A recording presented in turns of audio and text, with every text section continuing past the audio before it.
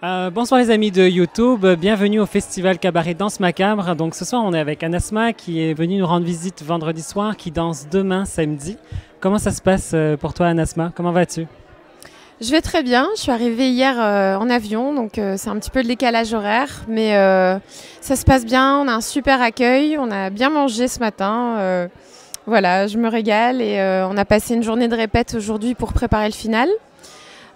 Suivi d'une répète perso parce qu'on a créé les morceaux juste pour le festival. Donc voilà, c'est tout frais dans le corps et on a hâte, j'ai hâte d'être sur scène quoi. Voilà, merci de me recevoir. Voilà.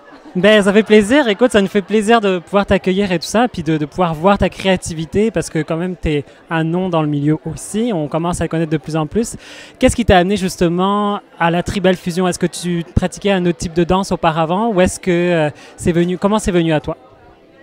J'ai découvert la danse orientale à l'âge de 14 ans, alors que j'avais fait un petit peu de classique et de modern jazz petite, beaucoup de théâtre, et puis de la gymnastique, etc. J'ai fait de la danse orientale normale, on va dire, pendant 9 ans avant de commencer la fusion, mais j'ai toujours voulu faire de la fusion. Voilà, quand j'ai découvert le hip-hop et la salsa, je m'étais toujours dit un jour je vais réussir à les mettre ensemble.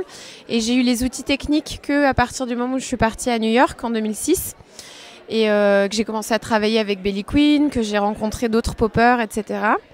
Donc mon travail de fusion, il a commencé vraiment là.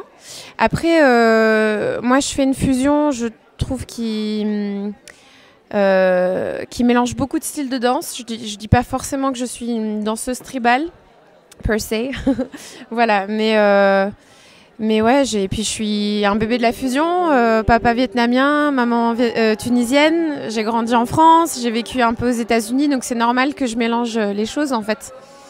Donc voilà.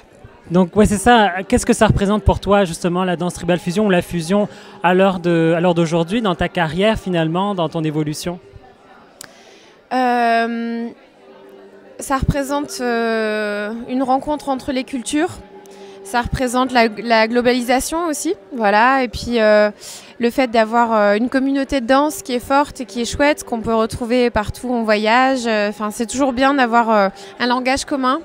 Ça, je trouve ça c'est le point fort dans cette communauté qui se soutient beaucoup. Et ça, c'est quelque chose qui est très appréciable peut-être par rapport à d'autres styles de danse ou en tout cas, bon, évidemment, il y a toujours les guerres intestines, les studios qui s'affrontent et tout ça, mais il y a quand même un esprit de convivialité et de partage qui est très spécial dans cette danse-là. Voilà, et pour moi, dans ma carrière, ça représente qui je suis. Donc voilà, c'est l'aboutissement de... L'aboutissement, c'est pas encore fini et ça continuera toujours. Il y a une recherche, il y a un travail de rencontre, de liaison entre...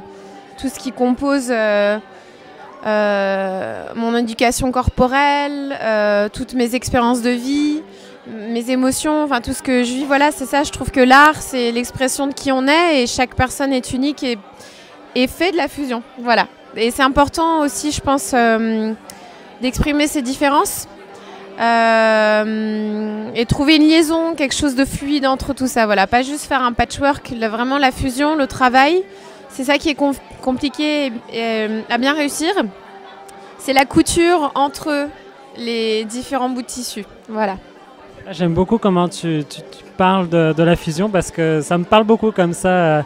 En tout cas, merci beaucoup. Donc, si jamais vous voulez retrouver Anasma, c'est donc demain, le 11 octobre à 21h. Et est-ce que tu peux nous dire quel rôle tu vas représenter dans Underland, dans le spectacle? Alors, Fanny m'a invitée en me proposant d'être le lapin blanc.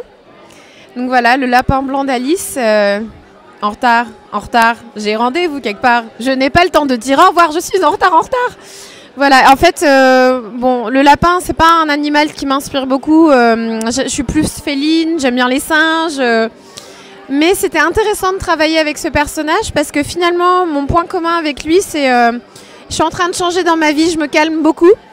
Mais c'est le fait d'être pressé, d'avoir à être ailleurs. Et je pense que le thème de ce personnage, c'est être dans le moment présent et aller toujours courir derrière derrière quelque chose qui est passé ou avant le futur. Voilà, c'est plus une question d'être dans différents endroits en même temps. On est supposé être là, mais on a envie d'être ailleurs. Donc voilà, c'est...